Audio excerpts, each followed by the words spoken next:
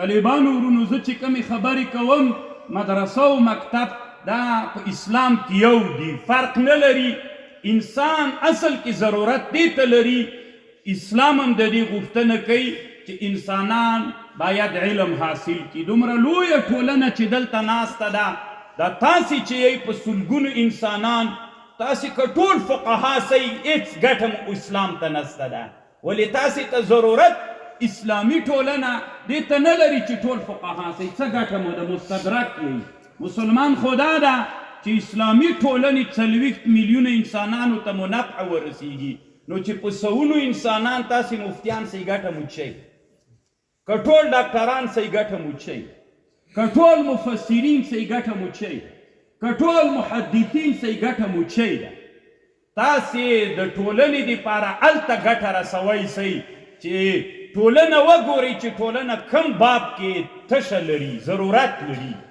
څه فقها سئ، څه محدثین سئ، څه مفسرین سئ، څه متخصصین فی اصول الفقه والعقیده والدعوه والتاریخ وګرځېږئ، بیا ټولنه کمال ته رسي. خبر خو پوهېږئ که ټول تاریخ پوهان سئ څه ګټه مو ده. دومره ډېر تاریخ پوهانو ته هم ضرورت نه لري ټولنه. دا ټول ملت چې موټروانان شي بیا څه ضرورت؟ ټولنه درد خو دوا نه شو کولی. دا ټولنه تاسې که فکر وکئ د موږ په افغانستان کې تاسې داسې عالم پیژنئ د موږ له ادرس نه چې هغه متخصص فی تاریخ وي په افغانستان کې پیژنئ. د ډېرو ولایتونو یې کیدای شي څوک یې پیژنئ خو ډېر به یې نه پیژنئ. داسې علما موږ په ټولنه کې لرو چې متخصص فی تاریخ وي، نو خو تشه شوه که نه. داسې څوک لرئ چې متخصص فی العقیده وي.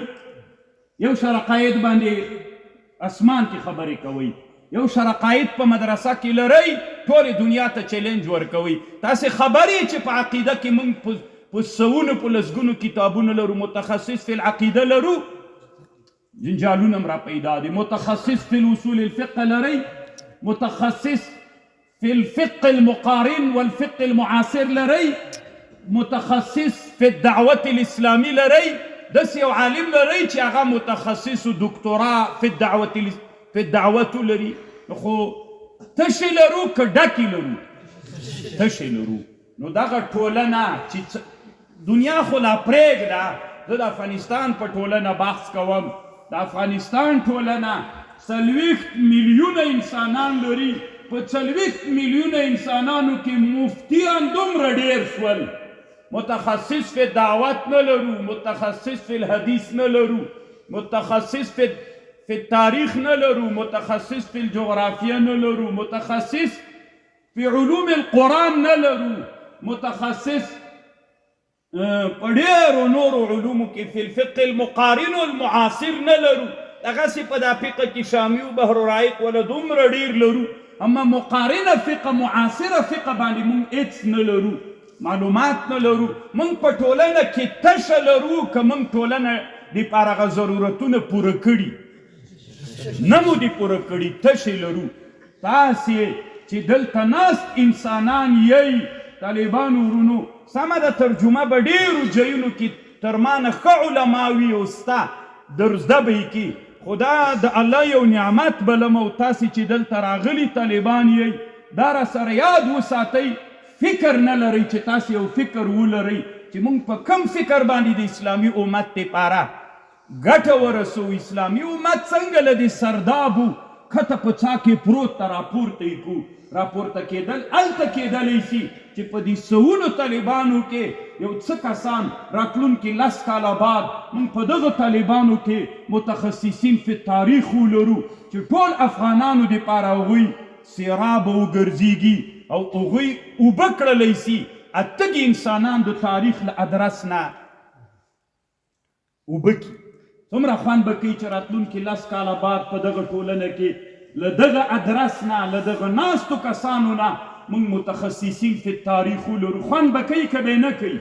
بیا به یوه لویه ټولنه داسې پیدا وي، فلان الدکتور فی التاریخ، فلان اللوګري، القندهاري، الهلمندي، الورزګاني، الفاریابي، الجوزجاني، البدخشي، التخاري. دومره لوی لوی علما به په تاریخ کې را پیدا سي. نن د علماو له ادرس نه موږ صرف المفتي صاحب المفتي صاحب المفتي، هغه هم مقارن مفتیان نه لرو. دا یو لویه غم ده. ټول مفتیان هغه فقه چې هغه مقارن، موږ د معاصر فقه ته ډېر ضرورت لرو. د موږ عصر مسله ده، باید موږ د خپل عصر مشکلات حل وګرځو، اما د مقارن فقه موږ هغه نه لرو. بیا راځم داسې په عقیده کې موږ په دغه ټولنه کې متخصصین فی العقیده ولرو، په دې ټولنه کې متخصصین فی الدعوت وبلو. دعوت اسلام یوه لویه جبهه ده، معطله پاتې ده په افغانانو کې. موږ د مدرسو په ټولنه کې متخصص فی اصول الفقه، هغه بله ډله متخصص فی الحدیث، متخصص فی التفسیر، متخصص فی علوم القرآن. اور علوم په دنیا کې را پیدا سوي د ترجمې په منځ کې بیا متخصص فی علوم الاجتماعیات چې بیخي موږ پېژنو نه، د دې علومو متخصصین را پیدا سي. کله چې موږ کې متخصصین را پیدا سي، موږ لوړ لاړ شو. ټولنه خپله له موږ سره لوړه ځي که نه. موږ چې بام ته وخیږو خو ټولنه خپله را پسې راخیږي. موږ چې خپله باندې په سرداب کې یو، نو ټولنه به خود په سرداب کې وي. نو اقبال لاهوري وایي دی ګوره مکتب نه وایي زه له مدرسې نه فارغ سوم. په علوم عصریو کې له جرمني، له انګلستان او د هند په مدارسو کې هغو مدرسو نه را فارغ سوم. او دې نه خو ډېر خلک را فارغه کېږي. خو دویمه مدرسه واورئ.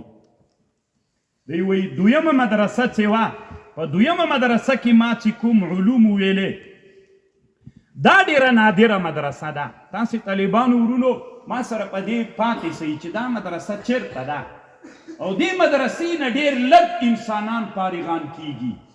دا مدرسه چېرته ده؟ انها مدرسة ما خاب من تعلم فيها. دې مدرسه کې چې څوک تعلم وکړي، علم زده کړي، نه ناکامیږي. دا داسې یو مدرسه ده. انها مدرسة لم تخرج الا ائمة الفن المجتهدين.